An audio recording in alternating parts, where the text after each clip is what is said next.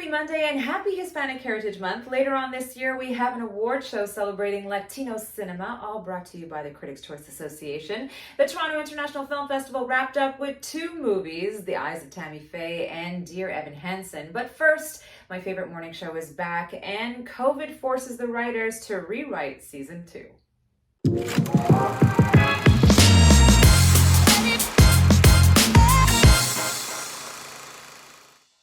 We have some breaking news right now. Moments ago, UBA's national feed abruptly cut to a test pattern. We have to stay together on this. All the attention is going to land on me. Careful what you wish for, right? It's the award-winning series that pulls back the curtain on early morning television. The morning show, starring and executive produced by Reese Witherspoon and Jennifer Aniston, dove into an explosive first season, addressing the Me Too movement, and left us with a jaw-dropping finale. Now, season 2 kicks off on the eve of 2020, and here's what you need to know. Taking place 3 months prior to COVID, the star-studded cast picks up with the aftermath, as the characters are dealing with who they are, and the morning show is in a real flux. We find out that Alex Levy, played by Aniston, is living in Maine, dealing with tremendous guilt and writing a memoir. Bradley Jackson, played by Witherspoon, steps into a position where she's trying to stay in the game and get ahead. The fallout from Mitch Kessler is still lingering, and the puppet master, Corey, played brilliantly by Billy Crudup, is masterfully pulling strings as the network's exec. The show is more diverse, with more women running the behind the scenes, and newcomers are in to shake things up. All right, I've been addicted to this series since season 1, episode 1, and I was really excited about season 2. It opens up with the show titled My Least Favorite Year, and if you ask anyone that question, chances are they're going to say it's 2020 because of COVID and cancel culture, and they address all of these talking points and so much more. Also, there's a lot of newcomers this year, especially Juliana Margulies, and I'm really excited how she is going to stir things up, especially with her relationship with Reese Witherspoon's character. And I am looking forward to a little more detour, storytelling, and spark between Jennifer Aniston and Reese Witherspoon. All right, TIFF wrapped up its festival, and all eyes were mesmerized by Jessica Chastain as Tammy Faye. Spanning several decades, The Eyes of Tammy Faye begins with Tammy and Jim meeting in 1960 and follows them into the 90s, where the pair initially embark on a whirlwind romance built around the desire to preach the gospel and make millions of dollars doing it. What started out as a mission to spread God's word turned into a scandal and years of public mockery for Tammy Faye Baker and her disgraced husband, Jim Baker.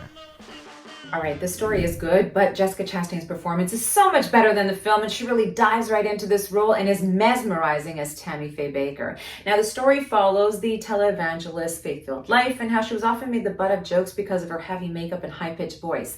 And Jessica Chastain does a really good job in having audiences feel sympathy for Tammy Faye and kind of look past the crimes and mistakes of her husband. Something tells me we'll be seeing a lot more of Jessica Chastain and hearing a lot more about this movie come award season. All right, speaking of awards, it won so many Tony Awards as a musical, and now Dear Evan Hansen is making its big screen debut. Dear Evan Hansen is the smash hit Tony Award-winning 2015 musical that made Ben Platt a star. Now from the songwriters of The Greatest Showman and La La Land comes the film starring Ben Platt as Evan Hansen, an anxious, lonely high school student who considers himself invisible and aching for connection and understanding amid the cruelty of the social media world. A golden opportunity for change comes when Evan crosses paths with Connor Murphy. But instead of coming clean, Evan fabricates an entire history and a past friendship with the now-deceased classmate who has died by suicide. Evan creates a life that never existed, all so he can create the fantasy one he's always wanted. All right, if you're a fan of the musical, then you're going to love the film adaptation of this one because the acting, the singing, and the music is so brilliantly done, and you'll be going through a lot of emotions while watching this one, which is why some critics are on the fence about it. There's always been some darkness surrounding the storyline of a troubled, isolated teen who becomes a local high school hero based on his compulsive lying with no consequences and a lot of forgiveness. You be the judge as it hits theaters on September 24th. And it is award season, and we got a new one coming up by the Critics' Choice Association honoring Latino cinema coming up on December 9th. Don't miss it. We'll have more details coming up here on A Movie Monday. See you next time.